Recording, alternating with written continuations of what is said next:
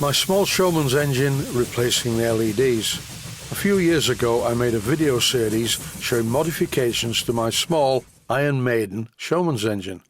There were far too many LED lights around the canopy, plus some of the electrical connections were a bit unreliable. I decided to fit half the amount of LED lights. The comments I received from many experts during the series telling me that I was doing the job wrong annoyed me, so I terminated the series. However, now the small Showman'S engine is sold, I need to fit new LED lights. To start the video, here are some edited extracts from the series itself, which was called My Small Showman'S Engine Needs Some Repairs. Here we go, it's time for LED extraction time. Initially, I'm only removing the LEDs from just one of the strips. I need to do some tests on the other one before I also dismantle that. And in no time at all, here I am with just two to go. And the bench is now full of scrap pieces of wire and broken LEDs. When I refit the LEDs, I'm only going to use half as many, so instead of there being 80, there will only be 40. Once I'd removed all the LEDs, I rubbed down the mahogany with a piece of Scotch-Brite. Before fitting the new LEDs, I'm going to apply some more varnish to these pieces. All the old LEDs can now go in the bin. I already know what the output of the dynamo is, it's 30 volts. Here I'm confirming this using a test meter. And now it's time for some useful information. LED lights are usually wired in series with a small resistor. This ballast resistor is used to limit the current and prevent excess current that can easily burn out the LED, with disastrous results, as shown in the previous episode. I used a regulator circuit which gave a constant voltage, but as I've previously shown, that is now deceased. What I'm having to do here is go through every LED in my substantial collection of LEDs to see whether they work, and oddly enough what I found was most of them were okay, but quite a lot of them didn't work at all, even though I'd never used them in the time I've had them, about 13 years. It's time to look at another regulator, and if you listen in the background you can hear the steam engine running, albeit on compressed air.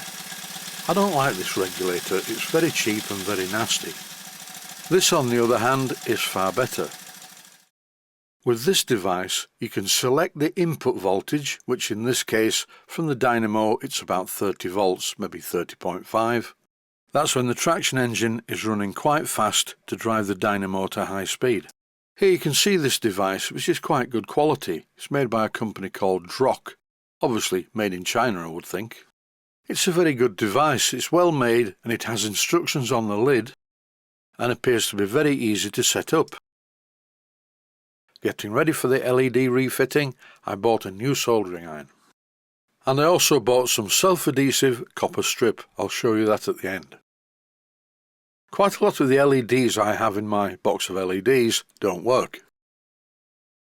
As you can see here, I've set the output voltage to 1.99.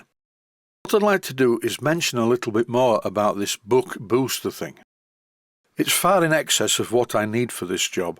What you can do is set the input voltage and the output voltage to suit the application. For instance, if my dynamo only gave out 12 volts and I wanted 15 volts from the output, it would do that. But there's no such thing as perpetual motion or above unity, so there's always a price to pay. I decided to use this unit because it was very good quality. Here I'm doing a test fit of the copper strip and it seems to stick down quite well. As the copper strip was in a coil on the roll, I had to keep stopping to unwind the roll so it didn't twist together. This was a first attempt and I don't see any reason why this isn't going to work, providing that I use proper solder and my small Antex soldering iron. Now I have a kit of parts ready to do the job. Once I'd finished wiring the new LEDs, I plugged the regulator into the dynamo. It's a bit of a lash up, but as you can see it's telling me that the LEDs are working not too well. Some of them are not lit at all, others are. This was a spurious bag of LEDs I bought via Amazon, and some of them are good and some of them are not good at all. I selected the best ones from a performance point of view, And the good thing is, because all the colours of LEDs are not available, you don't get that really horrible LED colour when they're all on. The output of this regulator is set to 2.83 volts, and that should be fine. When I turn out the lights, you can see the effect. It doesn't have the sort of purpley colour that you normally get from LEDs, because the dominant colour in this array is green.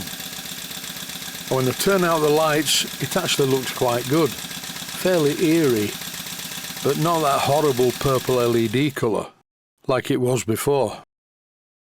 Here I'm bolting the canopy in place. It's held by 4BA nuts at strategic points, and one or two of them are quite difficult to get to and require a bit of patience. The front ones were easy. I had a thought about an alternative to using coloured LEDs. Use white LEDs all the way and then just dab each LED with a bit of paint. And if you did this job while the LEDs were lit, you would find the combination of colour that you would like. In the end though, owing to time constraints, I didn't do that. I left the LEDs as you see them here in this video, and I think they look okay. Here I'm cleaning the engine parts and the canopy's fully bolted in place. After I fitted the chimney, I turned on the compressed air, and as soon as the regulator received its required input voltage, all of the LEDs lit brightly, and they're not being overloaded at 2.83 volts. I quite like the eerie green effect, particularly when I pan the camera back to show the entire engine. With touches of blue, it seems to be quite nice. The existing colour could be modified by just painting the white LEDs that are part of the array, but maybe even the green ones. Personally, I like it as it is. I'll leave the engine running on compressed air until the end of the video.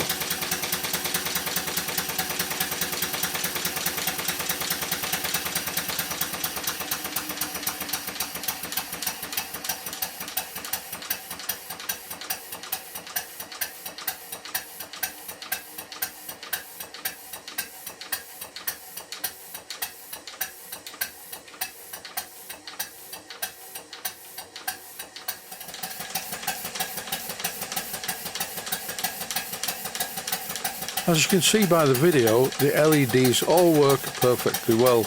None of them have burnt out, despite changing the speed of the dynamo. The series resistors, in this case, because of the quality of the regulator, are not required. That's it for this one.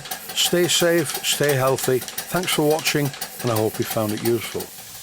Please take the time to visit my Mainsteam Models website and click on the section of the website that says Video Playlists. And by doing that, you can find other videos that you may like to watch. And by using the playlists, you can actually watch the videos back to back.